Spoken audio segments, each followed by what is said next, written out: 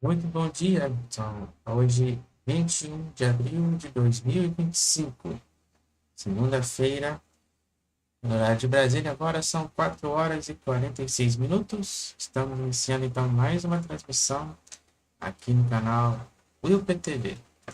Hoje trazendo para vocês então a missão de carga CRS-32, né, com a SpaceX e a NASA em direção,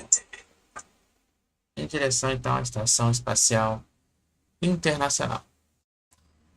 Hoje, então, tem como objetivo, então, de iniciar a missão de carga aí para a uma estação espacial internacional, né, para levar, então, cerca de 3.000 toneladas de suprimentos, né, para a tripulação da expedição 73 aí na Estação Espacial Internacional. Lançamento, então, previsto para acontecer às 5h15 da manhã, pelo horário de Brasília, lá no Centro Espacial Kennedy, na Flórida, nos Estados Unidos. Hoje, então, aí com a Dragon, né, Falcon 9 com a Dragon, então a emissão de carga CRS-32, né, em direção então, à Estação Espacial Internacional. Se caso der algum problema, nova oportunidade então será dada para o dia 22, às 4h53 da manhã. Lembrando então que a CRS-32, ela já fez então participações anteriores, Dragon, né, CRS-32, né, de hoje, já fez missões de cargas anteriores, como CRS-22, CRS-24, CRS-27 e a CRS-30, tá? E depois de aproximadamente 28 horas de voo, né, a Dragon vai fazer então a sua aproximação e acoplagem de modo automático na terça-feira, dia 22, aproximadamente aí no horário de 9 horas e 20 minutos, no horário de Brasília, tá? Na Estação Espacial Internacional, no módulo Harmonia, tá?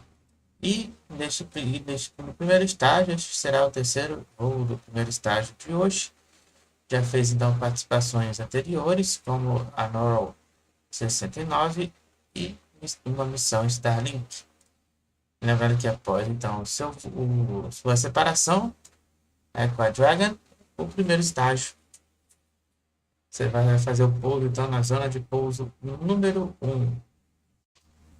Tempo de duração desta missão de hoje, então, aí será em torno de 18 minutos, né, até a abertura do nariz da Dragon.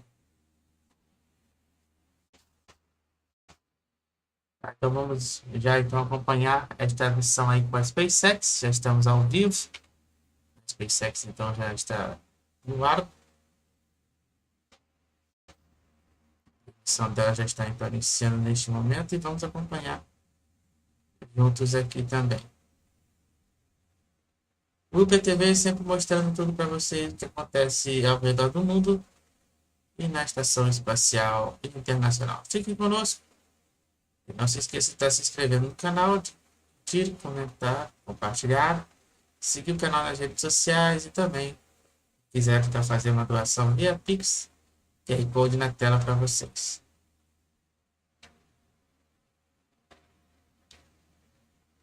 Agora pelo horário de Brasília são 10 para as 5.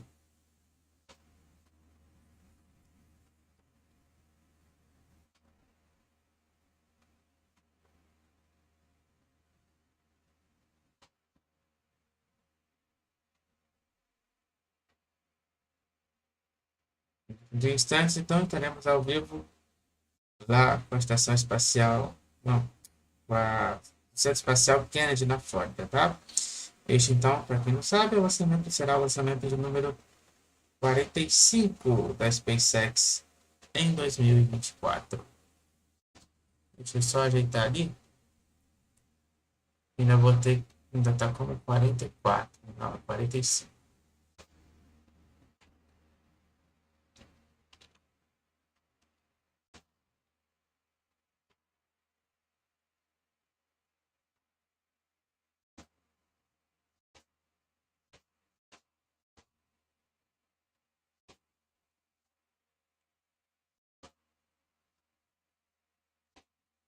A lançamento tem 45, tá? Vamos lá.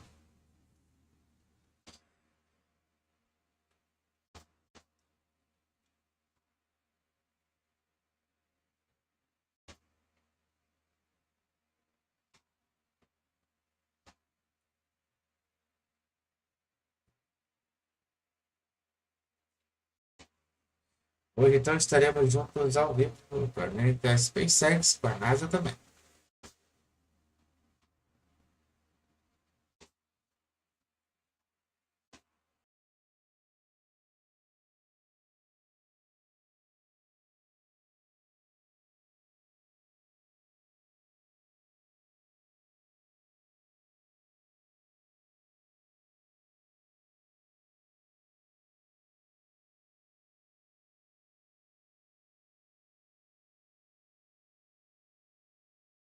Mais uma vez, estou lembrando, né, que se tudo der certo, dá para o lançamento agora, né, às 5h15 da manhã. A acoplagem, então, será feita de modo automático no dia 22, às 9h20 da manhã, pelo horário de Brasília, lá na Estação Espacial Internacional, no módulo Harmonia.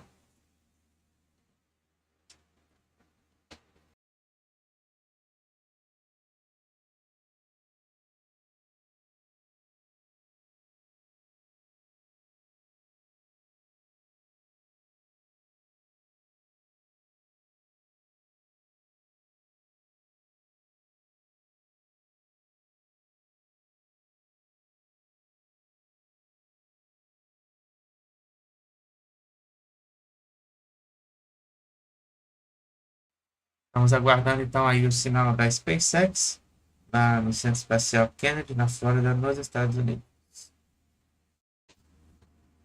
Enquanto isso, já vai deixando aí seu like e se inscrevendo no canal.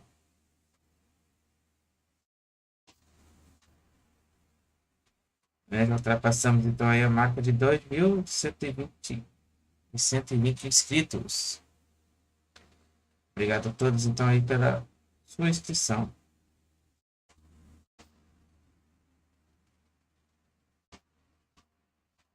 Agora, pelo horário de Brasília, são 4h54.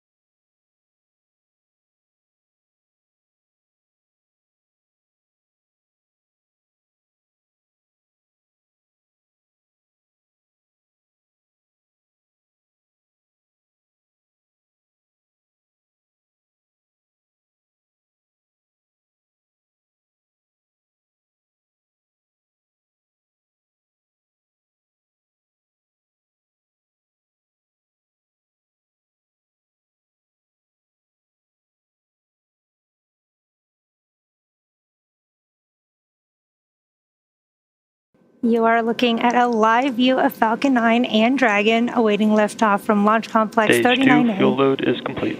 at NASA's Kennedy Space Center in Florida. In just under 20 minutes, Falcon 9 will launch carrying Dragon and CRS-32 to the International Space Station. Good evening, I'm Yomi Zhou, a lead propulsion engineer here at SpaceX in Hawthorne, California.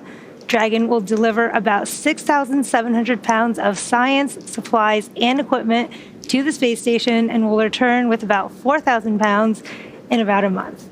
It's the only vehicle flying today that can fly a round trip to and from the space station, carrying vital supplies to space and returning safely with critical cargo.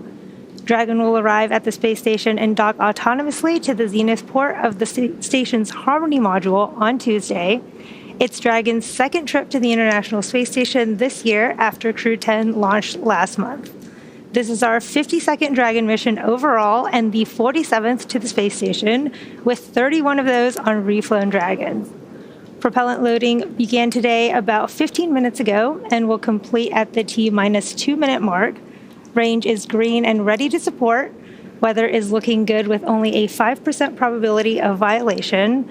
Everything is looking great as we count down to an instantaneous launch attempt at 4:15 a.m. Eastern Time today. With that, let's check in with my NASA counterpart, Joseph Zakrzewski at Johnson Space Center in Houston. Hi, Joseph. Hello, Yomei. It's great to see you again. We are joining you from the International Space Station Flight Control Room here at NASA's Johnson Space Center in Houston, Texas. This is where mission operations are coordinated 24/7 to ensure the health, safety, and success of the orbiting laboratory. And it's an exciting place to be during a launch like this morning's. Right now, our flight control team, led by Flight Director Diane Daly, and the Horizon flight team are actively monitoring all systems aboard the International Space Station as we prepare to receive the delivery of cargo and science on Dragon. And Dragon's ultimate destination, of course, is the International Space Station, and the entire team here in Houston is working closely with you and the team in Hawthorne, California, and the launch team at NASA's Kennedy Space Center in Florida to ensure everything is on track. This level of coordination across multiple teams, time zones, and specialties is what makes missions like these possible. At this hour, I'm happy to report that all systems are looking good, and the team here in Mission Control is go for launch.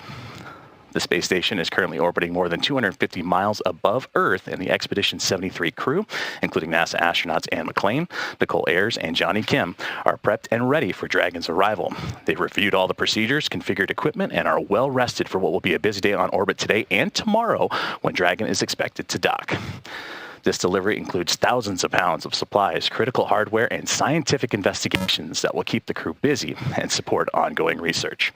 We'll be watching closely here as the countdown continues and the mission gets underway. For now, I'll turn it back to Hawthorne for a closer look at the launch vehicle and spacecraft supporting this commercial resupply services mission. Take it away, Yomei.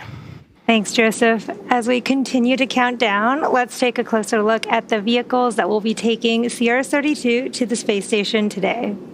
Sitting atop the Falcon 9, Dragon and its trunk stand over 27 feet tall. The spacecraft is headed for the zenith docking port on the station that was just vacated by Crew 9, which returned home a few weeks ago. Dragon's trunk holds solar cells that provide power while it's in free flight. Stage 2 LOX load has started.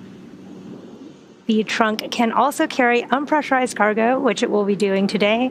There are 16 Draco thrusters on board that can be used in space to help navigate the spacecraft to its destination, each providing about 90 pounds of force. Dragon has played a significant role in advancing our future in space by safely transporting crew and cargo to and from the station. There are currently 4 Dragon spacecraft supporting human spaceflight missions that have docked to the station. Their names are Endeavour, Resilience, Endurance, and Freedom. And we have an additional 3 Dragon supporting cargo missions, one of which is the one supporting today's mission. CRS-32 will be delivered to orbit today on SpaceX's Falcon 9 rocket, which provides 1.7 million pounds of thrust on its first stage thanks to its 9 Merlin M1D engines. Today's booster last flew in March for the NROL 69 mission and also flew a Starlink mission in February. Once the first and second stages separate, the Merlin engines are also used to help land the first stage back on Earth. Today, the booster will be attempting to land at Landing Zone 1, just down the road from the launch pad. Meanwhile, the second stage will continue to orbit, powered by one single Merlin vacuum engine with over 220,000 pounds of thrust. The second stage will secure Dragon's entry into low Earth orbit before separating, leaving Dragon to continue its journey on its own thrusters. About 50 seconds after separation, Dragon's nose cone deploy sequence will begin, exposing its guidance navigation controls that help Dragon autonomously fly to the space station. With T0 coming up in just under 15 minutes, our teams in Florida are doing a series of system checks to ensure Dragon and Falcon 9 are ready to fly. While the countdown continues, let's talk about a new capability Dragon has in development. Last year, during CRS-31, Dragon successfully performed a reboost test for NASA that demonstrated Dragon's ability to change the station's orbit, increasing the station's altitude over the course of about 12 minutes. The maneuver changed the station's velocity by the planned 0.27 meters per second and gathered data on Dragon's propulsion system performance, overall loads, and dynamics on both station and Dragon. That test helped inform what we're planning for CRS-33, where Dragon will fly an extended mission and repeat the reboost demo with a modified trunk called the Boost Trunk.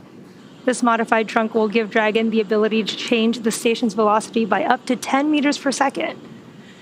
Testing these added capabilities will provide NASA with additional options for station operations in the upcoming years. Findings from these tests will also directly inform our efforts to build the U.S. deorbit vehicle for NASA. The deorbit vehicle will perform a critical burn to deorbit the laboratory at the end of its planned service life. But right now, the station is not going anywhere, so let's get back to our mission in progress and check back in with Joseph at JSC. Thanks, Yome. And that's right, the International Space Station is truly in its golden era of research and exploration. For nearly 25 years, it stood as a symbol of what's possible through collaboration and innovation. Since November 2nd of the year 2000, humans have lived and worked aboard the orbiting laboratory continuously, pushing the boundaries of human spaceflight and scientific discovery. This station has welcomed more than 280 people from around the world and supported over 4,000 research investigations leading to breakthroughs in medicine, materials, and technology that benefit life on Earth and future of missions deeper into space. It's inspired millions of students through education programs and demonstrated the strength of international partnerships. As we look ahead to the 25th anniversary of continuous human presence this November, the space station remains a powerful example of what humanity can achieve together. With future commercial space stations on the horizon and missions to the moon and Mars and beyond underway, the discoveries made here continue to shape the future of space exploration. The International Space Station, 25 years of innovation, discovery, and enduring spirit of exploration. And liftoff. International Space Station is underway. We are in the golden age of the space station right now in terms of the return on investment and what we're able to do there. One of the great legacies of the space station is not just going to be science, but very importantly, the international cooperation. This is perhaps most prominent, international cooperation for exploration.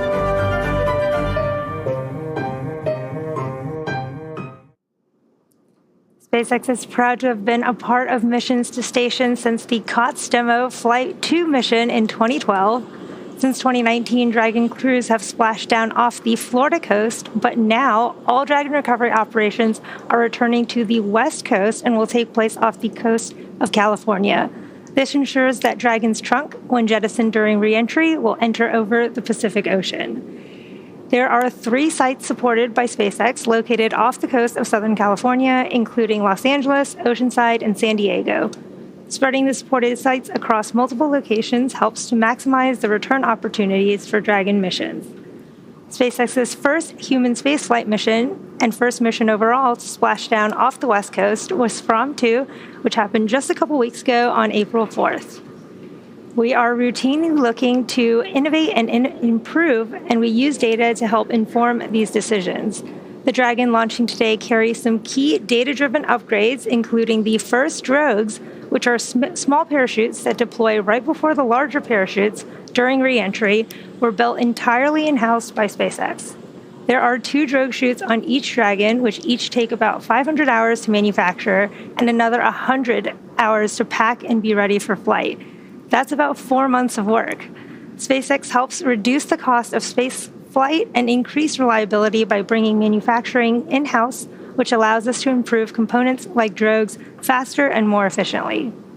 Over the last 5 years, Dragon has supported 17 human spaceflight missions and flown 66 crew members representing more than a dozen countries.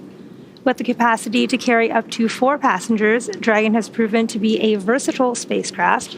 It can autonomously dock to the space station when outfitted with the ISS docking adapter you can see on the left, and then it can also be configured with hardware to support panoramic views or a spacewalk, which made its debut on the Polaris Dawn mission last year. In free flyer mode, which refers to missions that orbit Earth and do not dock with the station, the docking adapter can be swapped out for a cupola, as you can see from our recent From-To mission. So far, SpaceX and Dragon have carried more than 1,000 research experiments to and from low Earth orbit, both to the International Space Station and on our free flyer missions. Our next crew mission to station will be the upcoming Axiom 4 mission, which is scheduled to launch no earlier than next month, May.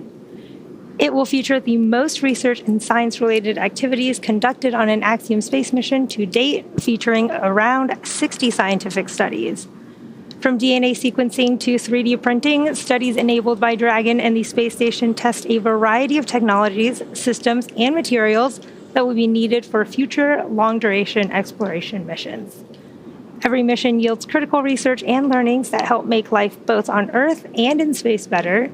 And speaking of research experiments, I'm going to send you back to Joseph for details on some of the science experiments that Dragon will be taking to the station today. Thank you, Yome. And that's right, continuing scientific discovery is enabled by missions like this morning. Dragon is carrying over 3 tons of cargo, including critical scientific hardware and samples. The microgravity environment aboard the International Space Station offers a unique platform to observe physical and biological phenomena and serves as a testbed for advancing technologies that benefit life on Earth and support future exploration deeper into space.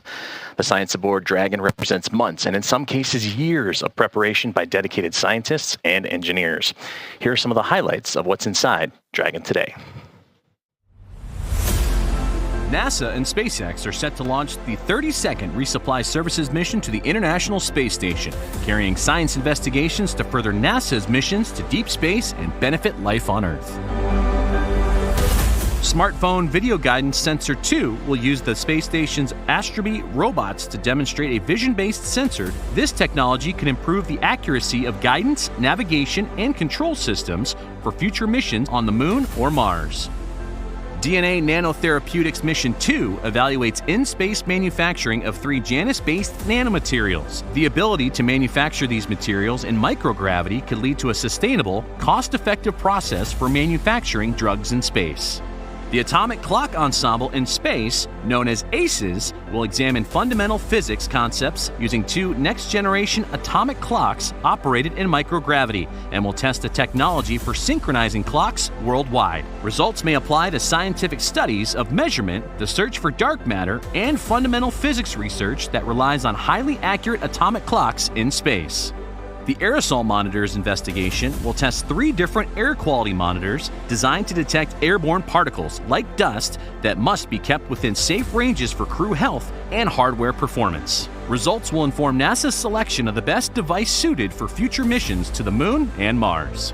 New industrial crystallization cassette hardware will add capabilities to an existing protein crystallization facility aboard the space station. This allows the processing of more sample types, including golden nanospheres, which can be used in devices that detect cancer and other diseases, or in targeted drug delivery systems. A new plant experiment will examine the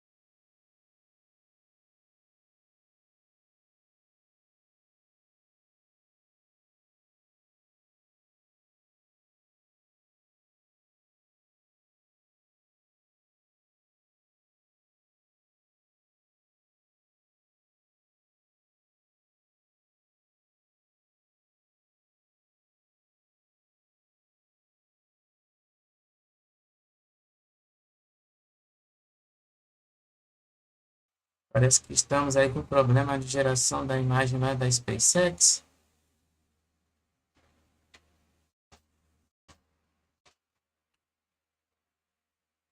Tá, vamos então entrar trocando de imagem para vocês, tá?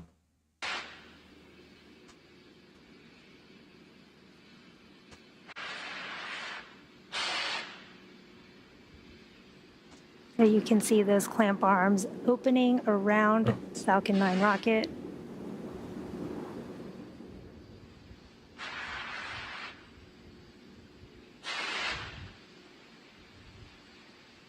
Clamp arms are now fully open, and you should see that strong back begin to recline away from the Falcon 9 booster.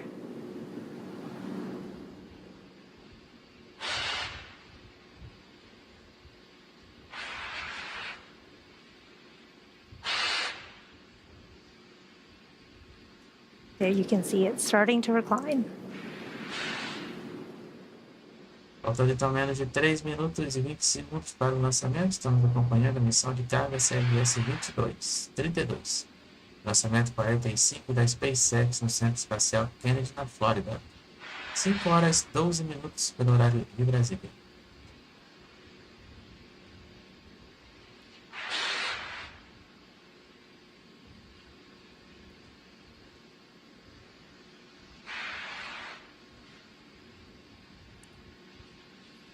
And there you saw the strong back recline. The range around the launch site also green.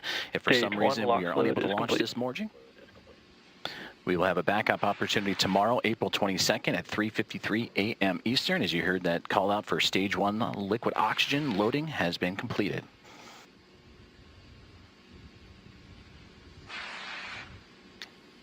At T-minus 60 seconds, Falcon 9 in startup. This means the rocket's autonomous internal flight computers have taken over the launch countdown.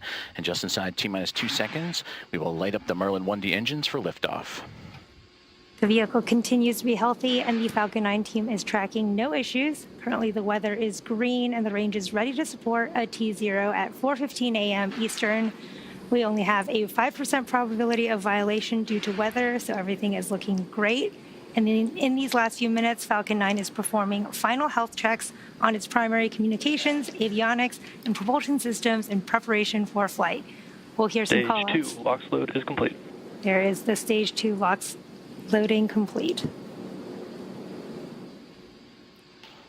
At the time of launch today, the International Space Station will be flying some 260 statute miles over in northwest Turkey as Dragon has entered auto idle. At T-minus 1 minute, Falcon 9 will be in startup. Gas launch closeout. For the onboard flight computers, will take control of the countdown.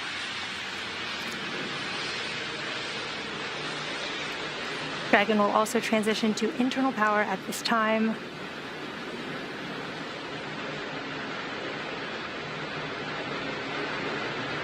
This is also when the first and second stages will pressurize for launch.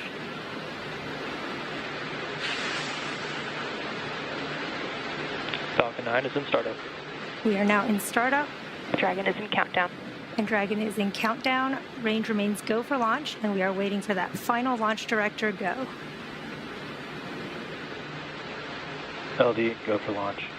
There is that launch director go for launch. All systems are go for a launch of Falcon 9 and the CRS-32 mission.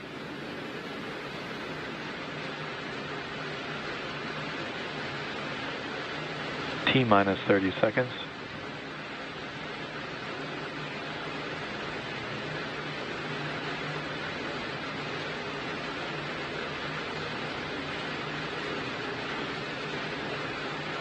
T-minus 15.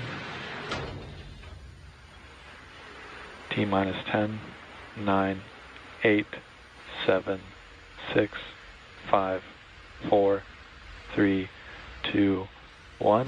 Ignition and liftoff. Go Falcon, go Dragon.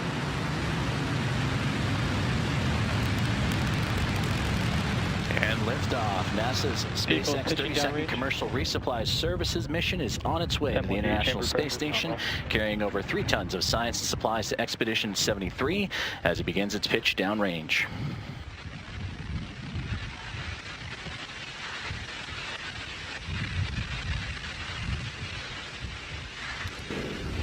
Falcon 9 has successfully lifted off from Launch Complex 39A at NASA's Kennedy Space Center in Florida. During ascent, we tilt or gimbal the engines, guiding the rocket into what we call a gravity turn. During this turn, the vehicle is flying both up and power and telemetry nominal. Horizontally away from the launch pad. Everything is looking good. In just a few moments here, you'll hear the call out for max Falcon Q. is supersonic. Falcon is now faster than the speed of sound, and max Q is the period of maximum aerodynamic pressure that the vehicle will see in ascent. Max Q. There is that call out for max Q. And coming up shortly, we will have a few events in quick succession, starting with MECO, or main engine cutoff, followed by stage separation, MVAC chill.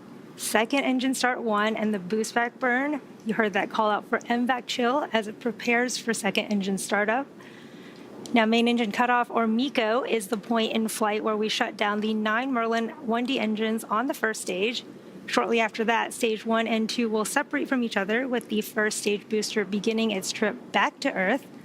Second engine start 1, or SES1, is when we ignite that single Merlin vacuum engine on the second stage. The boost back burn will then start up on the first stage, which is one of the 3 burns required for the vehicle to make its way back to today's landing zone. This burn assists the vehicle to reorient itself back towards land. And in just under 10 seconds here, we should have main engine cutoff, and you'll see those 9 Merlin 1D engines on the first stage shut down. Main engine cutoff. Stage separation confirmed.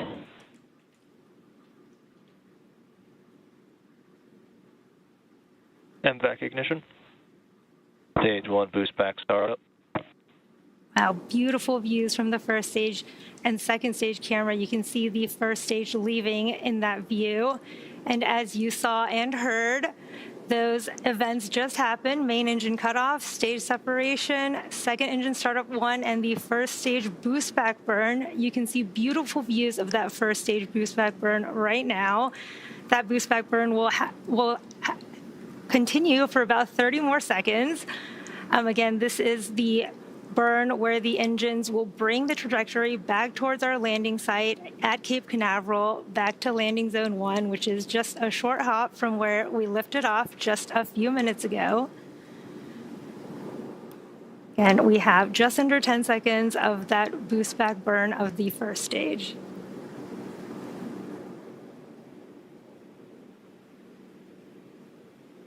Stage 1 boost back shutdown. There is the shutdown of that first stage boost back burn. You can see the second stage is still in the middle of its burn. And in about 3 minutes, there will be 2 additional burns on our first stage to prepare for its landing at landing zone 1 at Cape Canaveral. We are just under T plus 4 minutes Both into vehicles are on a nominal trajectory. Into today's mission. You just heard the call out that both first and second stage are on a nominal trajectory. CRS-32 is SpaceX's 45th launch this year. We are coming up on entry burn of the first stage and then second engine cutoff of the second stage. Around the T plus 6.5 minute mark, you should see on your screen the first stage's entry burn. For that entry burn, we relight 3 of the 9 M1D engines on the first stage, starting with the center E9 engine, followed shortly after by the E1 and E5 engines. And this burn will slow the vehicle down as it passes back into the Earth's atmosphere. We need to slow down to reduce re-entry forces, which help us to recover and reuse the first stage. You can follow along on the screen to the bottom left and right of your screen. You can see the stage 1 telemetry on the bottom left and the stage 2 telemetry on the bottom right. And again, Both vehicles continue to follow a nominal trajectory. both first and second stages continue to be on a good trajectory. And on your screen is the second stage MVAC engine glowing in the middle of its burn, carrying our CRS-32 mission with the Dragon and trunk on top of the second stage right now. We are under a minute to the start of that first stage entry burn. Again, this will be a 3-engine burn of our first stage as it slows itself down.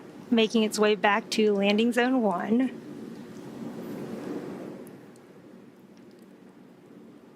And that burn will be a 3-engine burn with the center E9 engine along with 2 engines on the side. Meanwhile, second stage continues to be looking good with that single Merlin vacuum engine carrying the Dragon capsule. Both vehicles continue to follow a nominal trajectory towards the orbit.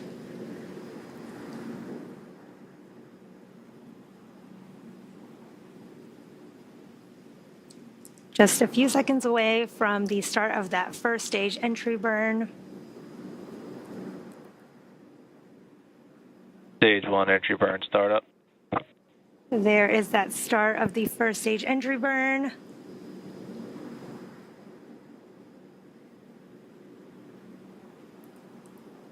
Stage 1 entry burn shutdown. And there, Stage 1 FTS has saved. There is the shutdown of the entry burn and the call out that the flight termination system has saved. Now this first stage that's supporting today's mission has just performed its entry burn for the 3rd time. Falcon 9 is the world's first orbital class reusable rocket, and this is important because reusability allows SpaceX both vehicles following a nominal trajectory to refly the most expensive parts of the rocket, which in turn drives down the cost of access to space. Now, coming up, we'll have the landing burn on the first stage, Stage followed 1 transonic. quickly by the shutdown of our MVAC engine on the second stage. You can see the lights of the Florida coast in that view on your left.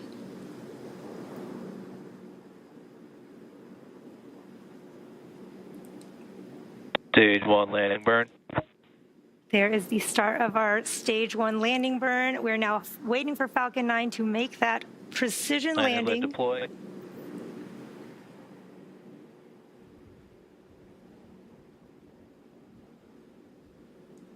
Stage 1 landing confirmed.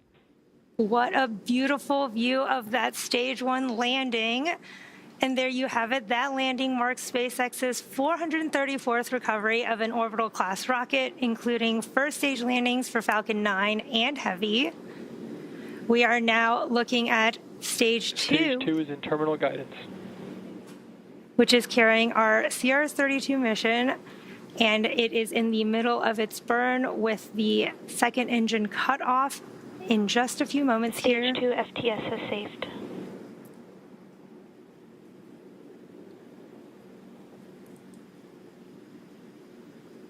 And you heard the call out that flight termination system is saved, getting ready for shutdown.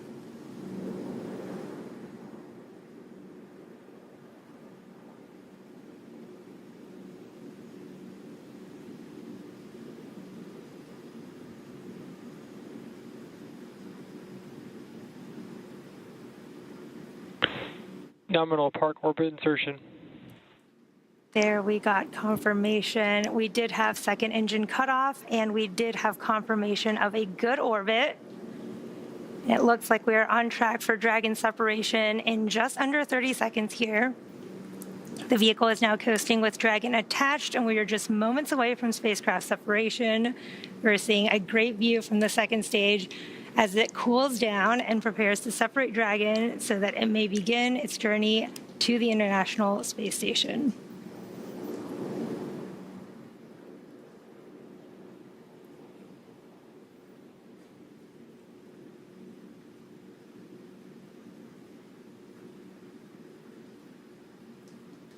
Looks like we may be seeing the sun rising and shining on that MVAC. Dragon separation confirmed. There is that confirmation of Dragon separation. We've had a great mission so far with an on-time liftoff at 4:15 a.m. Eastern Time, a successful stage separation followed by a successful landing of our first stage at Landing Zone 1 and a good orbital insertion. We are now just waiting for nose cone deployment, which should happen in just a few moments here. So I'll hand it back over to you, Joseph, at JSC. Thank you very much, Yome, and great to see the NASA SpaceX 32nd commercial resupply mission light up the morning sky off the Florida coastline. And always great to work with you as we again await the nose cone deploy. And as we await those moments where the nose cone will expose those 4 forward bulkhead Dracos, these Draco thrusters will execute a series of maneuvers necessary to raise its orbit and meet up with the International Space Station. So as we continue to monitor that nose cone deploy, right now, immediately after Dragon separates from the Falcon 9, it begins what we call the activation and rendezvous phase of the mission. Now, this is during the phase that Dragon is configured for on-orbit operations and will begin after the separation of Dragon from the Falcon 9, which you just saw, and it'll end with the completion of the final co-elliptic burn that'll occur as Dragon begins its methodical approach to the International Space Station. Our initial orbit today, 190 kilometers by 210 kilometers, with those numbers representing the perigee and apogee of the orbit, the lowest and highest points of the Earth. That means the orbit isn't a perfect circle, but more like a very slight ellipse.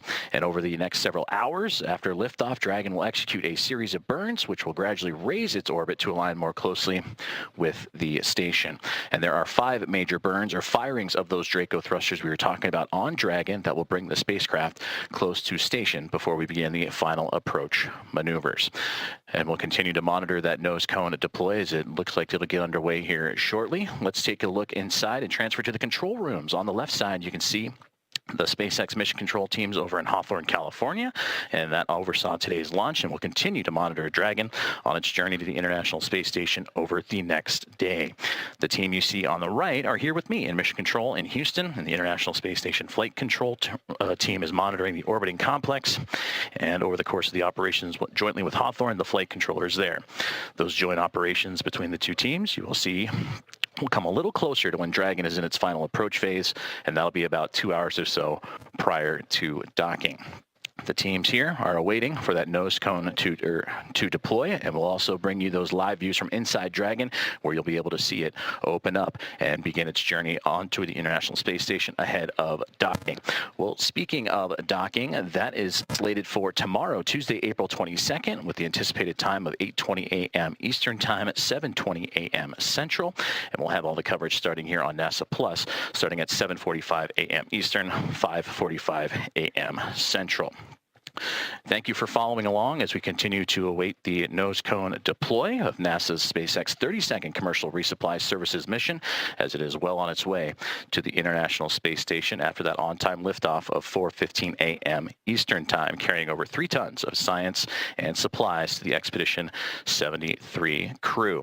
And that includes NASA astronauts Anne McClain, who you can see in the front right-hand side, along with Nicole Ayers on the front left, Johnny Kim, who is on that back left-hand side, just over in the background, JAXA astronaut and Expedition Commander, newly minted Commander of Expedition 73, Takuya Onishi, and Roscosmos cosmonauts Kirill Peskov, Sergei Ryzhikov, and Alexei Zubritsky joining up for Expedition 73. And going into the docking phases, and again, anticipated for tomorrow morning, Kim and Onishi will be the ones that will be monitoring the Dragon spacecraft as it approaches the International Space Station. And they just arrived on station pretty recently. For Johnny Kim, just arrived on station nearly 2 weeks ago, back on April 8th. And for Takuya Onishi on the right-hand side, he was just ahead of him with Crew 10 as he would arrive to the orbiting laboratory back on March 16th. And we mentioned that Onishi, the newly minted Commander of Expedition 73, and that was just a couple of days ago on April 18th, and what has been a pretty busy weekend for overall spaceflight involving the International Space Station. And as docking begins, and once the spacecraft docks to the orbiting laboratory, it'll be Kim and team that'll begin to unpack the 3+ tons of cargo and supplies as they begin to re-up and refuel the International Space Station. As we continue to monitor here and await the nose cone deploy of the NASA SpaceX 32 or CRS-32 Commercial Resupply Services mission, we mentioned some of the key science aboard that spacecraft, and that was earlier in the broadcast, and you can find out more at nasa.gov. But another key piece of science is the APEX 12 experiment, the Advanced Plant Experiments in Space 12, that will investigate whether certain cell components can help plants survive stressful environments in space and influence the viability of future space crops.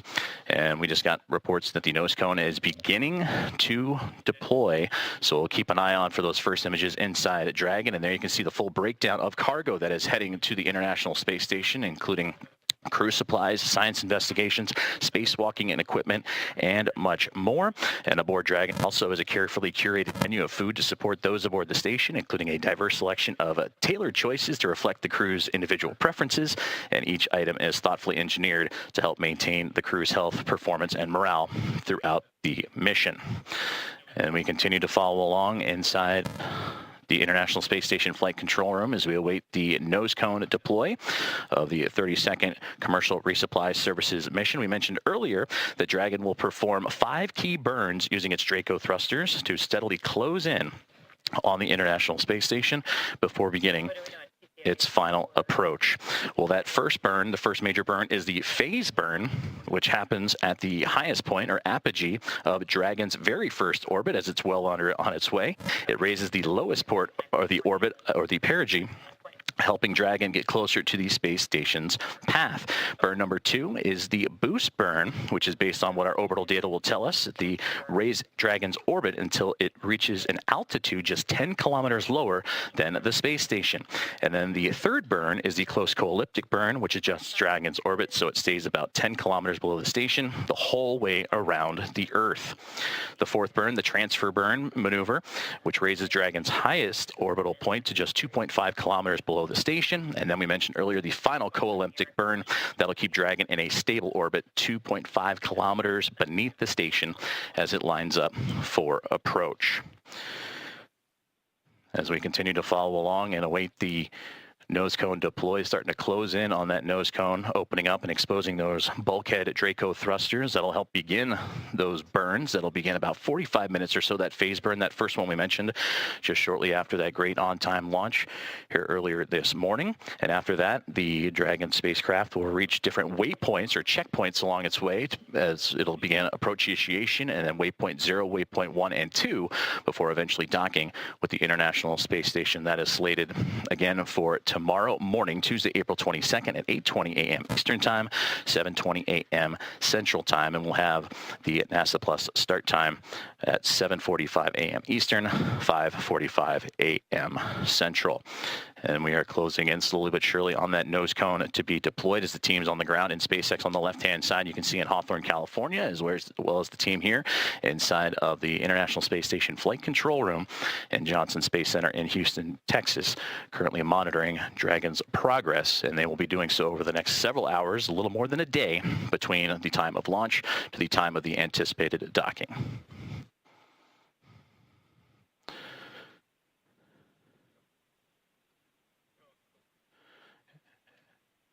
And we just got confirmation that the nose cone deploy has been completed. And again, that exposes those forward bulkhead Draco thrusters as Dragon now continues its journey. And there's a great view coming from the Dragon spacecraft right there in the first looks of Earth as it makes its way and fades up and towards the top of your screen. And again, Dragon carrying those 6,700 and such pounds of cargo and supplies, beginning its journey to the International Space Station. Well, now that the nose cone is deployed and Dragon is ready for its phasing burns to the space station with a successful orbit insertion, I'm now joined by Dana Weigel, the International Space Station Program Manager. Dana, thank you so much for joining us. Thank you for having me today. Excellent and beautiful launch we had. It's wonderful to see it light up the Florida coast like it does. And of course, well on the way to the International Space Station that you oversee, we've discussed the crucial role of collaboration and teamwork in making missions like this possible. How have you witnessed this in your team's preparation for this launch this morning? Well, we have hundreds of researchers worldwide and a large industry supply base across the country who support our missions. Putting together a mission is a big technical and logistics challenge, from equipment manufacturing and deliveries to packing and integrating the cargo and planning and executing the mission. An additional challenge for this mission was the late manifest changes that we had to make to adjust to the loss of the NG-22 Cygnus mission that was originally planned to fly this summer. It's hard to describe the complexity of how we keep our space station well supplied with the proper reserve margins. It's one of the hallmarks of how we successfully have maintained the continuous presence in low Earth orbit on the International Space Station for the last quarter of a century. We're fortunate to have an extremely dedicated and adaptable team across NASA and industry who come together to make our missions look seamless. And it's been a wonder to watch you and the team work too. And I mentioned earlier, it's been a pretty busy weekend, just this weekend alone, in spaceflight involving the International Space Station. We saw NASA astronaut Johnny Kim recently arrived at Space Station. Spacewalk preparations are underway, scheduled for May 1st. Change in command, a new expedition beginning with Expedition 73, and veteran astronaut Don Pettit landing yesterday and returning home to Houston earlier this evening. How is your team's preparation and everything that you just mentioned